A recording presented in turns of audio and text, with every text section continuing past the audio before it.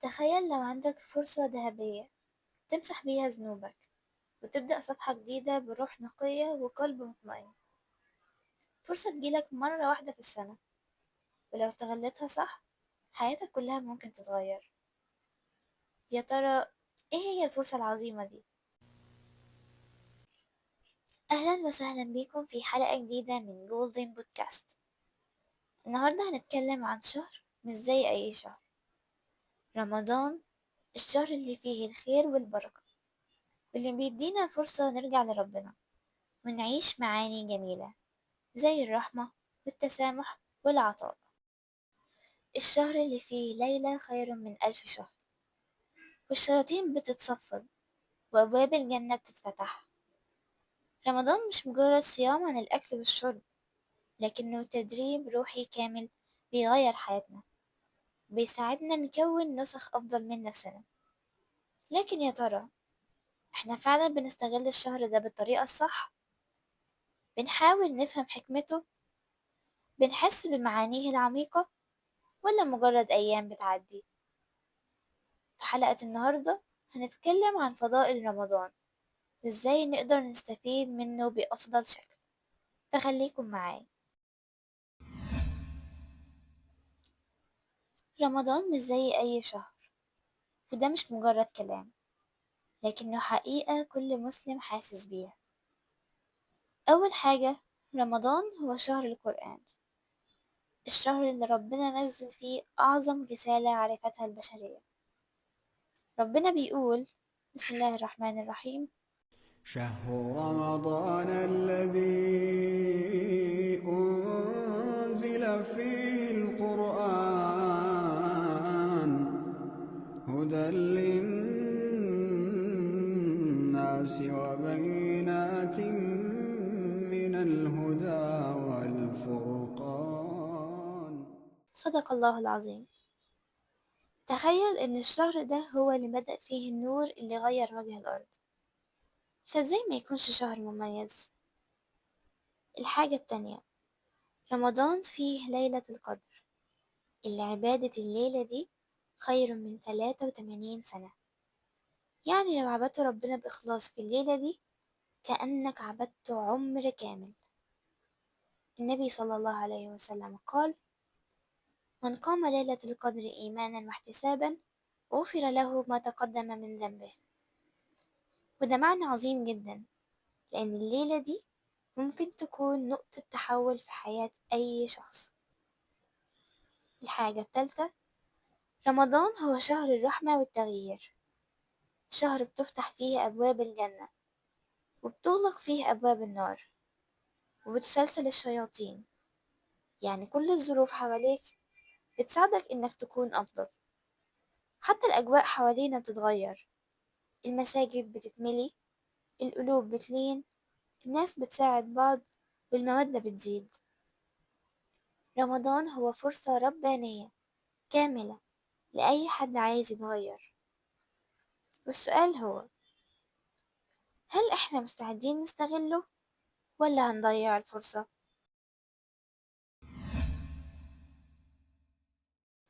الصيام هو الركن الوحيد في الإسلام اللي مرتبط بنية خالصة بينك وبين ربنا، لأن محدش يقدر يعرف إذا كنت صايم بجد ولا لأ غير ربنا.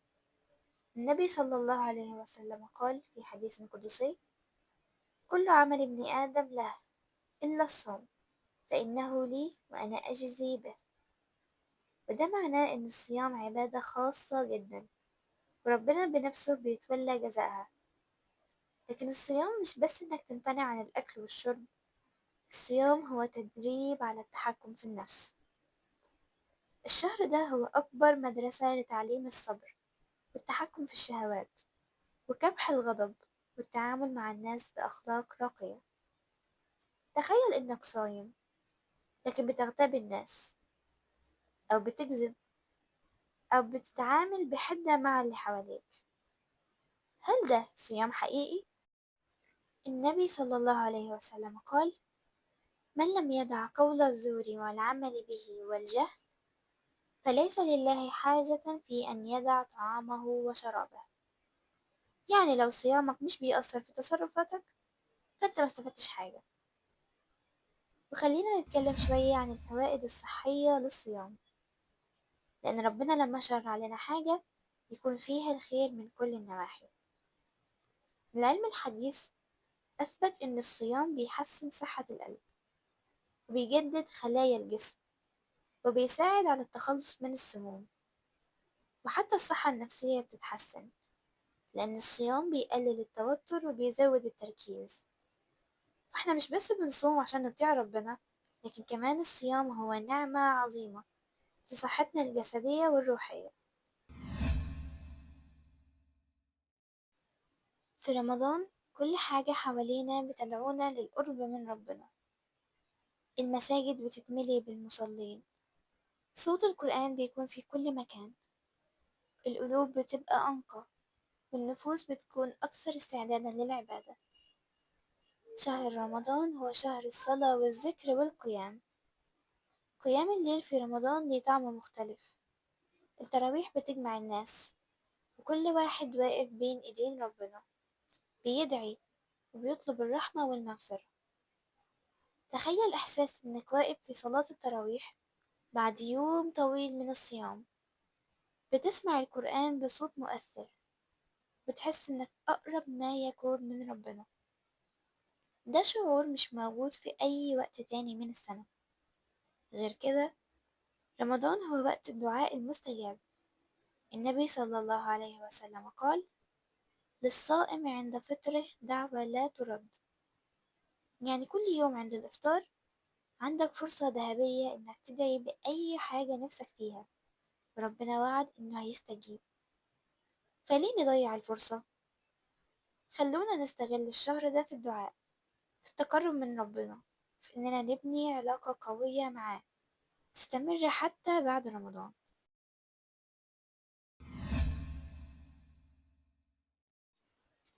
رمضان هو شهر الخير، والناس فيه بتكون أكثر سخاء وعطاء. حديث الشريف بيقول: أفضل الصدقة صدقة في رمضان. والجميل في رمضان إن الصدقة مش بس بالأموال، لكن بالكلمة الطيبة، بالابتسامة، بالمساعدة، بأي فعل بسيط يفرح قلب حد. تخيل فرحة شخص فقير لما توصله وجبة إفطار، أو حد محتاج لما يلاقي حد بيساعده بدون مقابل. كل دي حاجات صغيرة، لكن ثوابها عظيم جدا عند ربنا. في رمضان بنشوف موائد الرحمن في كل مكان، بنشوف الناس بتتسابق في فعل الخير، بنشوف مشاهد جميلة بتخلينا نحس إن الدنيا بخير. وعلشان كده لازم نسأل نفسنا، احنا عاملين ايه في الجانب ده؟ بنساهم في الخير ولا مركزين بس على نفسنا؟ رمضان هو وقت نفتح فيه قلوبنا للناس، نتعلم فيه إن الخير مش لازم يكون حاجة كبيرة، لكنه بيبدأ من أصغر الأفعال. ورمضان زي ما هو فرصة عظيمة، هو كمان أيام بتعدي بسرعة. اللي هيستغله هيكسب كتير، واللي هيضيعه هيخسر فرصة مش هتتعوض غير السنة الجاية. خلونا نستغل الشهر ده بأفضل شكل، نجدد نيتنا من دلوقتي. أشكركم على وقتكم، ويا رب تكون الحلقة دي كانت مفيدة ليكم. ما تنسوش تشاركوها مع اللي تحبوه، وتقولولي ايه أكتر حاجة بتحبوها في رمضان. استنوني في الحلقة الجاية، والسلام عليكم ورحمة الله وبركاته.